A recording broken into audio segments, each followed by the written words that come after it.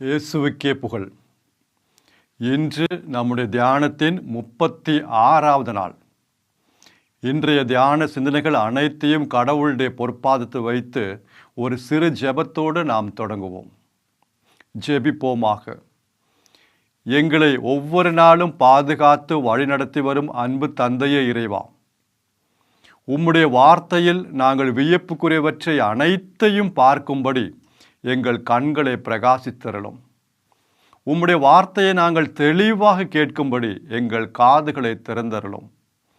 உம்முடைய வார்த்தையை நாங்கள் சரியாக புரிந்து கொள்ளும்படி எங்கள் உள்ளங்களை திறந்தருளும்.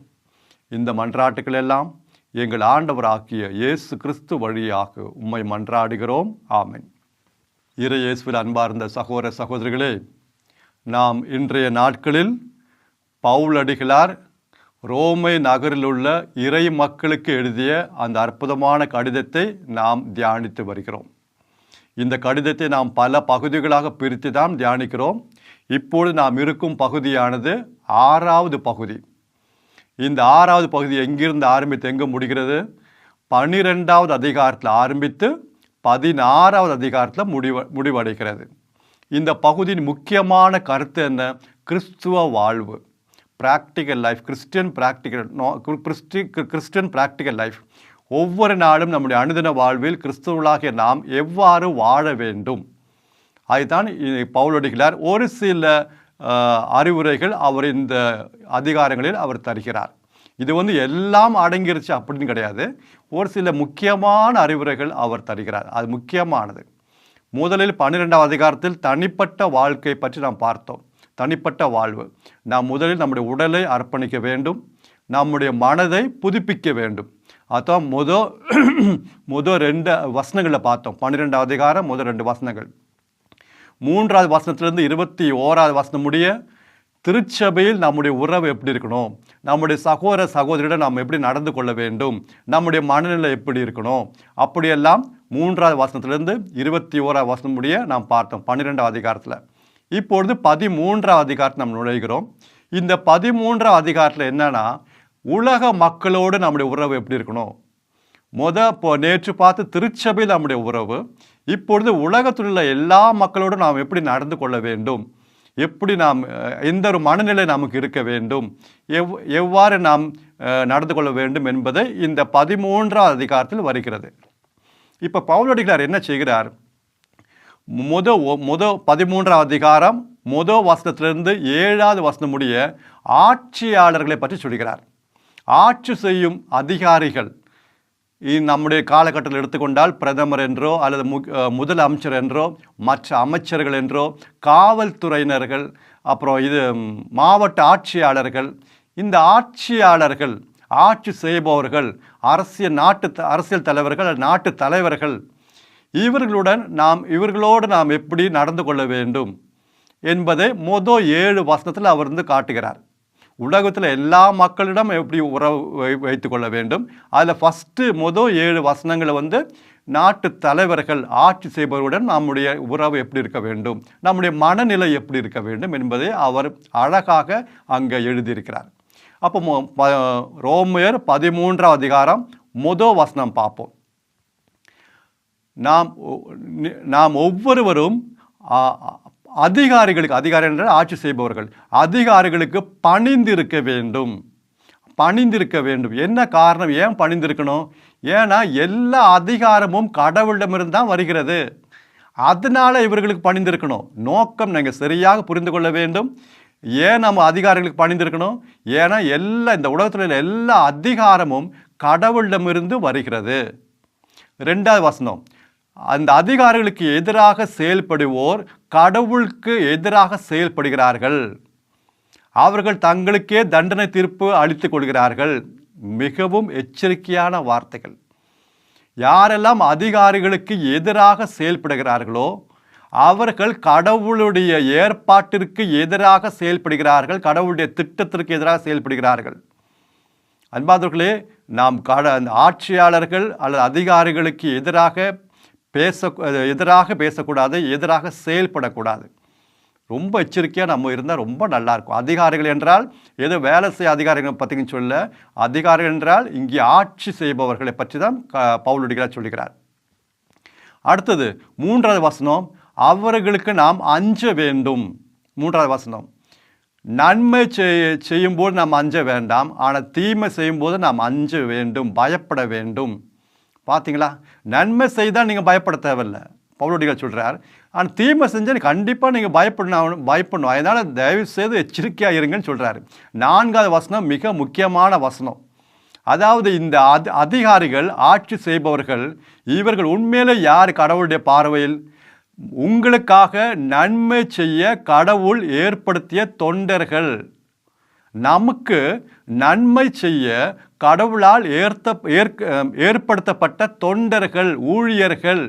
4வது வசனம் பார்த்தீங்களா? அது மட்டுமல்ல, அது 4வது வசனத்தில் இறுதி பகுதியில் தீமை செய்பவர்களுக்கு கடவுளுடைய தண்டனை வழங்க கடவுளால் ஏற்படுத்தப்பட்ட தொண்டர்கள். தீமை செய்பவர்களுக்கு, இந்த உலகத்தில் தீமை செய்பவர்களுக்கு கடவுளுடைய தண்டனை நிறைவேற்ற கடவுளால் ஏற்படுத்தப்பட்ட தொண்டர்கள் தான் இந்த ஆட்சி செய்பவர்கள். அந்த 4வது வசனம் பாருங்கள், எவ்வளோ ஆழமான கருத்து.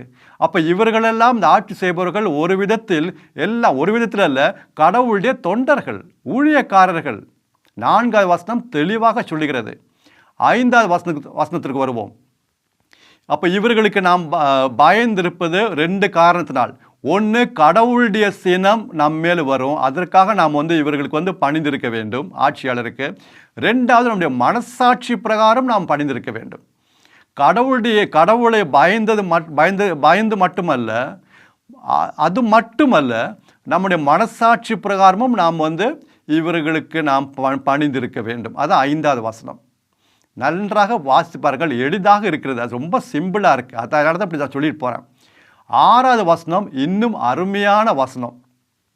இவர்கள் இந்த ஆட்சியாளர்கள் இவருடைய பணியை நிறைவேற்றும் போது இவர்கள் கடவுளுக்கு ஊழியம் செய்கிறார்கள்.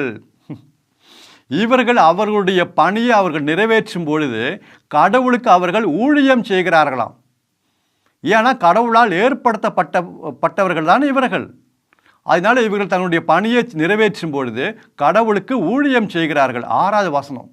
அப்போ 7வது வசனம் எப்படி சொல்லி முடிக்கிறாரு? எனவே அனைவருக்கும் நீங்கள் செய்ய வேண்டியதை செய்யுங்கள், கொடுக்க வேண்டியதை கொடுங்கள், வரி செலுத்துபவர்களுக்கு வரி செலுத்துங்கள். டாக்ஸு, வருமான வரியாக இருக்கட்டும், மற்ற பொருட்கள் வாங்கும்போது வரி செலுத்து, எந்த வரியாக இருக்கட்டும், டாக்ஸு தயவு செய்து அதை கொடுங்க. ஏன்னா பைபிளில் இறை வார்த்தை தெளிவாக சொல்லுகிறது. ரோமையர் 13:7, ரோமையர் 13 அதிகாரம் 7வது வசனம். யாரும் நம்ம ஏமாற்ற வேண்டாம். ஒத்த பைசா கூட நம்ம வரியோட பேரில் ஏமாற்ற வேண்டாம். அது கடவுள் பிடிக்காது. வரி செலுத்துங்கள்னு அருமையாக தெளிவாக எழுதியிருக்கு. யாருக்கு என்னென்ன செய்ய வேண்டுமோ செய்யுங்க. மதிப்பு கொடுக்குறவங்களுக்கு மதிப்பு கொடுங்க, அஞ்ச வேண்டியவர்களுக்கு அஞ்சுங்க, பயப்படுங்க. அந்த 7வது வசனம் அழகாக அவர் சொல்லி முடிக்கிறார். அன்பார்ந்தவர்களே, பவுலடிகளார் வேறொரு இடத்துல 1 தீமோத்தி 2வது அதிகாரம் 2வது வசனம், தமிழ் பைபிளில் 1 தீமோத்தி 2வது அதிகாரம் 2வது வசனத்தில் அருமையான ஒரு கருத்தை இதோட கனெக்டடாக அவனு சொல்வார். அதாவது அரசர்களுக்கும் உயர்நிலை உள்ள அதிகாரிகளுக்கும் மன்றாடுங்கள். பார்த்தியா? ஏன்னா அமைதியோடு வாழ்வதற்காக, இந்த உலகத்தில் நீங்களும் நானும் அமைதியோடு வாழ வேண்டுமென்றால் அரசர்களுக்காகவும், ஆட்சி செலுத்தவர் தான் அரசர்கள், அவர்களுக்காகவும் உயர்நிலை அதிகாரிகளுக்காகவும் மன்றாடுங்கள். எத்தனை பேர் ஜெபிக்கிறோம்? இன்றைக்கி நம்ம குறை சொல்லிட்டே இருக்கோம்ல, எல்லாம் கெட்டு போச்சு, எல்லாம் அழிவு தான், எல்லாம் லஞ்சம் வாங்குற.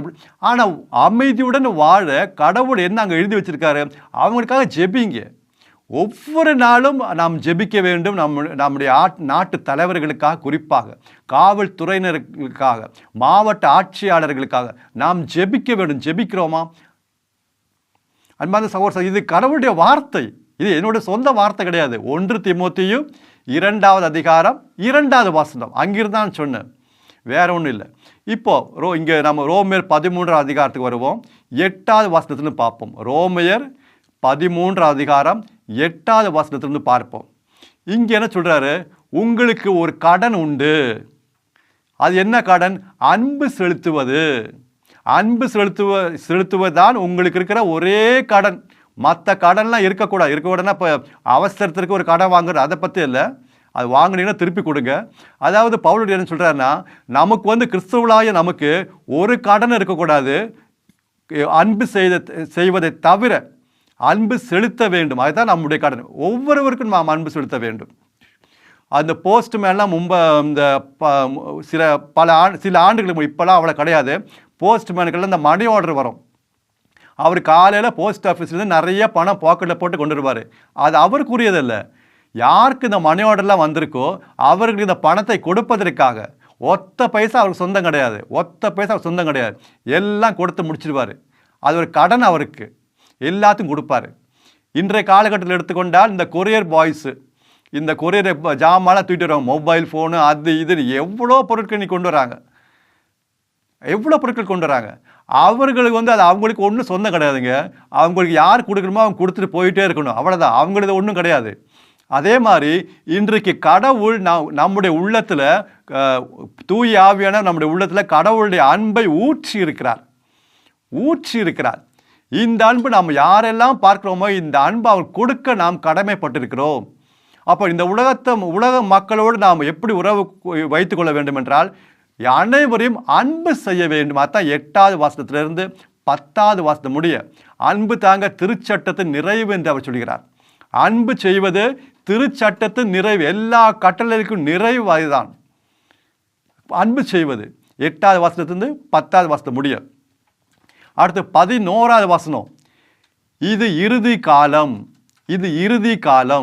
இப்போ நிறைய பேர் சொல்கிறாங்க, என்ன ஃபாதர் 2000 வருஷமா இது கடைசி காலம் சொல்லிட்டு இருக்காங்க. இது நேத்தோ இன்னைக்கு தொடங்கினதில்லை. இவங்க நிறைய பேர் 2000 வருஷமா இதுதான் சொல்லியிருக்காங்க, கடைசி காலம்னு. அன்பார்ந்தவர்களே, இது கடைசி காலம்னு எப்படி தெரியும்? இந்த கடைசி காலம் எப்போ தொடங்கினது? இது இறுதி காலம் எப்போ தொடங்கினது? இது தொடங்கினது பெந்தகோஸ்து திருவிழா என்றைக்கு தூய ஆவியானவர் சீடர்கள் மீது, அங்கே கூடியிருந்த 120 பேர் மீது இறங்கி வந்தாரோ அன்றைக்கே கடைசி நாள், இறுதி நாள் ஆரம்பமாகிவிட்டது. இது நேற்றோ இன்றைக்கே தொடங்கினதல்ல. 2000 ஆண்டுகளுக்கு முன்னதாகவே இறுதி நாள் தொடங்கிவிட்டது. திருத்தூதர் பணி 2வது அதிகாரம் 17வது வசனம். திருத்தூதர் பணி 2வது அதிகாரம் 17வது வசனம். இறுதி நாளில், கடைசி நாளில் நான் அனைவரும் மீதும் என்னுடைய ஆவியை பொழிவேன். பார்த்தீங்களா? கடைசி நாளில், இறுதி நாளில் அனைவர் மீதும் என் ஆவியை பொழிவேன். அப்போ எப்போ நடந்துச்சது? பெந்தகோஸ்து அன்னைக்கு. அதான் பேதுரு அந்த பிரசங்கத்தில் சொல்கிறாரு, இது நீங்கள் பார்க்குற மாதிரி ஏதோ நாங்கள் வித்தை காட்டலாம் ஒன்றும் கிடையாதுங்க. நாங்களாம் மதுபானெல்லாம் அருந்தலைங்க. இது கடவுள் இறைவாக்கினர் வழியாக சொன்ன வார்த்தைகள் இப்பொழுது நிறைவேறுகிறது. யோவேல் இறைவாக்கினர் வழியாக சொன்ன வார்த்தைகள், கடைசி நாளில் அனைவரும் மீதும் என் ஆவியை பொழியுவேன் என்று சொன்ன வார்த்தைகள் அன்றைக்கு நிறைவேறியது. கடைசி நாள். அப்போ கடைசி நாள் எப்போ ஆரம்பமானது? பெந்தகோஸ்து திருவிழா அன்னைக்கு கடைசி நாள் ஆரம்பிச்சு. அப்போ என்னப்பா 2000 வருஷமாக போயிட்டுருக்கு. கடவுள் பொறுமையாக இருக்கார். இன்னும் யாராவது மனம் திரும்ப வேண்டும் என்பதற்காக அவர் காலம் தாழ்த்துகிறார். 2 பேதுரு 3வது அதிகாரம் 9வது வசனம். 2 பேதுரு 3வது அதிகாரம் 9வது வசனம். அவர் காலம் தாழ்த்துகிறார். அவர் நீட்டிக்கொண்டே போறார். அனைவரும் மனம் மாற வேண்டும். யாரும் அழிந்து போகக்கூடாது. அவருடைய நோக்கம், அவருடைய எண்ணம். அன்பார்ந்தவர்களே, நன்றாக நாம் அதை இந்த வார்த்தைகளை எடுத்துக்கொண்டால் ரொம்ப நல்லாயிருக்கும். அப்போ ரோமையர் 13:11, ரோமையர் 13:11, இது இறுதி காலம். தொடக்க கால திருச்சபையில் பார்த்தீங்கன்னா இந்த சீடர்கள், அப்போஸ்தலர்கள்லாம் இப்படி தாங்க வாழ்ந்தாங்க. இயேசு இப்போ வருவார், நாளைக்கு வருவார், அப்படியே அந்த எண்ணத்தோடே அவங்க வாழ்ந்தாங்க. அதனால அவங்க பாவம் செய்யலை. அந்த ஒரு பயம் அவங்களுக்கு இருந்துச்சு. இயேசு நாளைக்கு வருவார், இப்போ வருவார். ஏன்னா இது கடைசி காலகட்டம், எப்போ வருவாருன்னு தெரியாது. அந்த மனநிலையோடு நீங்களும் நானும் வாழ வேண்டும். நம்முடைய செயல்கள் அப்படி இருக்க வேணும். நாளைக்கு வந்தார்னா, இன்னைக்கு இரவு வந்தார்னா நம்முடைய செயல்களை எடுத்து நாம் வெட்கப்படுவோமா? நினச்சி பாருங்கள். இப்படி தான் கிறிஸ்தவ வாழ்வு அமைய வேண்டும். அப்படி நம்ம பேச்சு எப்படி இருக்கும், நம்முடைய சிந்தனை எப்படி இருக்கும், நம்முடைய செயல்கள் எப்படி இருக்கும், நம் மற்றவர்களோட உறவு எப்படி இருக்கும், நன்றாக அதை எடுத்துக்கொள்வோம். இது இறுதி காலம். அப்போ 12வது வசனத்துக்கு வருவோம். ரோமையர் 13ஆம் அதிகாரம் 12வது வசனம். இரவு நிறைவடைகிறது, இரவு முடிய போகிறது, பகல் நெருங்கி விட்டது. இரவு முடிய போகிறது, பகல் நெருங்கி விட்டது. அன்பானவர்களே, நமக்கு தான் இப்போ நைட் அண்டு இரவும் பகலும் போயிட்டு இருக்கு. கடவுளுடைய பார்வையில் இதெல்லாம் இரவு நேரம், எல்லாம் இரவு நேரம். என்றைக்கு ஆதாம் பாவம் செய்தாரோ அப்போலேருந்து இரவு ஆரம்பிச்சிருச்சு. இன்னும் இந்த இரவு முடியல. இப்போ பவுலுடைய சொல்லுகிறார் இரவு முடிய போகிறது. என்ன அர்த்தம்? இயேசு வரப்போகிறாரு. இயேசு வரும்பொழுது இந்த இரவானது முடிவடைகிறது, பகல் ஆரம்பிக்க போகுது. எனவே இரவுக்குரிய அந்த செயல்களை விட்டு விடுங்கள். பகலுக்குரிய செயல்களை நீங்கள் வாழுங்க, பகலுக்கு ஏற்றவாறு வாழுங்க, ஒளியின் செயல்களை செய்யுங்க. ஏசாய்தாங்க இந்த உலகத்தில் வந்தப்போ அவர் சொன்னார், நான் இந்த உலகத்திற்கு ஒளியாக இருக்கிறேன். ஏன் சொன்னார்? ஏன்னா இந்த உலகம் முழுவதும் இருளில் இருக்கிறது. இப்போ இருட்டு தான், காலையிலும் மத்தியானம் எல்லாம் இருட்டு நேரம். நானே உலகின் ஒளி. அதனால சொன்னார், இப்போ யார் இந்த உலகத்திற்கு ஒளி? நீங்களும் நானும். அப்போ இந்த உலக மக்களுக்கு இந்த ஒளியை கொடுக்க வேண்டும், இந்த ஒளியை கொடுக்க வேண்டும். அதனால இரவுக்குரிய செயல்களை விட்டுவிட்டு ஒளிக்குரிய அந்த செயல்கள், பகலுக்குரிய அந்த செயல்கள் செய்யுங்கன்னு பவுலடிகா சொல்றாரு. உலக மக்கள் இதை அறிய வேண்டும், உணர வேண்டும், நம்முடைய செயல்களின் வழியாக, நம்முடைய பேச்சின் வழியாக. அன்பானவர்களே, இரவு முடிய போகிறது, பகல் நெருங்கி விட்டது. எனவே விழித்தெழுங்கள், உறக்கத்திலிருந்து விழித்தெழுங்கன்னு அருமையாக அங்கே சொல்றாரு. 12வது வசனத்தில், இனிமேல் தூங்கிட்டே இருக்காதீங்க, எழுந்துருங்க, போதுங்க இந்த மயக்கம், ஆவிக்குரிய மயக்கம் போதும். அடுத்தது 13வது வசனம். 13வது வசனம் தாங்க அகஸ்தினாரை வாழ்க்கையை மாற்றியது. இந்த 13வது வசனம், அவர் எவ்வளவோ பாவத்தில் ஈடுபட்டிருந்தார். அவர் இந்த வசனத்தால் தொடப்பட்ட பிறகு அவர் ஒரு புனிதரானார். 13வது வசனம், அனைத்து தீமைகளையும் விட்டு விடுங்கள். அதாவது இந்த லிஸ்ட்டு தராரு பவுலடிக்கிறார் அங்கே 13வது வசனத்தில். களியாட்டம், குடிவெறி, சண்டை சச்சரவு, காமவெறி, ஒரு சின்ன லிஸ்ட்டு தான், சின்ன லிஸ்ட்டு தான். இது பெரிய லிஸ்ட்டு கிடையாது, சாம்பிள் லிஸ்ட்டு. இதெல்லாம் நம்ம விட்டு விட வேண்டுமா? களியாட்டம், குடிவெறி, காமவெறி, சண்டை சச்சரவு போன்ற நீங்கள் அதை வாசித்து பாருங்கள். 13வது வசனம் அந்த லிஸ்ட்டு. இது சும்மா சாம்பிள் லிஸ்ட்டு தான். இது போன்ற செயல்கள் நாம் விட்டுவிட வேண்டும். இதெல்லாம் இருட்டுக்குரிய செயல்கள், இதெல்லாம் இரவுக்குரிய செயல்கள், இது ஒளியின் செயல்கள் அல்ல. 14வது வசனம், தீய இச்சைகளை தூண்டக்கூடிய அந்த ஊனியல்பின் செயல்களை விட்டு விடுங்கள். கொஞ்சம் எச்சரிக்கையா இருங்க. அந்த மாதிரி தீய இச்சைகளை தூண்டக்கூடிய ஊனியல்பின் செயல்கள் பக்கத்தில் போகாதீங்க. அங்கே கொஞ்சம் எச்சரிக்கையா இருங்க, டிஸ்டன்ஸ் கீப் அப் பண்ணுங்க. எவ்வளோ அருமையாக கிளியராக பவுலடிகளாக சொல்லி வராரு பாருங்க. அப்புறம் அது எப்படி 14வது வசனத்தை முடிக்கிறாரு? கிறிஸ்துவை அணிந்து கொள்ளுங்கள், கிறிஸ்துவை அணிந்து கொள்ளுங்கள். Put on Christ. கிறிஸ்துவை அணிந்து கொள்ளுங்கள். அதாவது கிறிஸ்துவோடைய மனநிலை நீங்கள் அணிந்து கொள்ளுங்கள், கிறிஸ்துவோடைய வாழ்க்கையை அணிந்து கொள்ளுங்கள். அன்பானவர்களே, இன்றைக்கு நாம் கிறிஸ்துவை பற்றி அறிந்திருக்கிறோமா? கிறிஸ்துவை பற்றி தியானிக்கிறோமா? கிறிஸ்துவிட்ட வர்றோம், ஜெபிக்கிறோம், எல்லாம் ரைட்டு. ஆனால் கிறிஸ்துவுடைய மனநிலை என்ன? இந்த 33 ஆண்டுகள் இந்த கிறிஸ்து ஆண்டவராக இயேசு கிறிஸ்து இந்த உலகத்தில் எப்படி வாழ்ந்தார் நமக்கு தெரியுமா? முழு மனிதனாக அவர் வாழ்ந்தார். முழு மனிதனாக நமக்கு ஒரு முன்மாதிரியான வாழ்க்கையை காட்டினார். அவருடைய செயல்கள் மட்டும்தாங்க ஒளியின் செயல்கள். அவர் பகலுக்குரிய அந்த வாழ்க்கை வாழ்ந்தார். இன்னைக்கு நமக்கு தெரியாது. அதனால் நம்ம அவரை பார்க்க வேண்டும். ஒளிக்குரிய செயல்கள் என்னன்னு நமக்கு தெரியாது. அதனால தாங்க இறை வார்த்தையில் இயேசுடைய வாழ்க்கையை நாம் நன்றாக வாசித்து தியானிக்க வேண்டும். அவருடைய மனநிலை எப்படி இருந்தது, அவருடைய பார்வை எப்படி இருந்தது, அவருடைய சில காரியங்களை குறித்து மனப்பான்மை எப்படி இருந்தது, அவருடைய ஆட்டிடியூடு, இது எல்லாம் நாம் படித்து வாசித்து தியானிக்கும் பொழுது அந்த ஒளிக்குரிய செயல்களை நாம் அறிந்து கொள்ள முடியும். தூய ஆவியானவர் அப்படி நம்மை மாற்றுகிறார். அந்த இயேசுவின் சாயலாக ஒவ்வொரு நாளும் நம்மை மாற்றிக்கொண்டே இருக்கிறார். அன்பான சகோதர சகோதரிகளே, இந்த செய்தியை நாம் சற்று எச்சரிக்கையாக எடுத்துக்கொள்வோம். உலகத்தில் உலக மக்களோடு நாம் எப்படி நடந்து கொள்ள வேண்டும்? ஒன்று, அன்பு. மிக முக்கியமானது அன்பு. எப்படியெல்லாம் அன்பு காட்ட முடியுமோ அன்பு காட்டிக்கொண்டே இருக்கணும். இன்னைக்கு நம்ம கிறிஸ்தவர்களை பற்றி அவங்க என்ன சொல்றாங்க? சில நேரத்தில் மிகவும் வேதனையாக இருக்கிறது. நீதிமன்றத்திலலாம் எவ்வளோ கேஸ் கிறிஸ்தவர்கள் போடுறாங்க. நீதிமன்றத்தில் அங்கே இருப்பவர் யார்? இந்த வக்கீல், இந்த நீதிபதிகளை எல்லாம் பொதுவாக பார்த்தீங்கன்னா கிறிஸ்துவை அறியாதோட இருக்காங்க. அப்போ அவங்க நம்மளை பற்றி என்ன நினைப்பாங்க? அன்பாதவர்களே, உலக மக்களுக்கு நாம் ஒரு சான்றாக, ஒரு சாட்சியாக இருக்க வேண்டும். அன்பு செய்யணும் கிறிஸ்தவர்களை பார்த்து நாம் கற்றுக்கொள்ள வேண்டும் என்று அவங்க சொல்ல வேண்டும். இரண்டாவது, ஒளியின் மக்களாக வாழ வேண்டும், இருட்டின் மக்களாக அல்ல.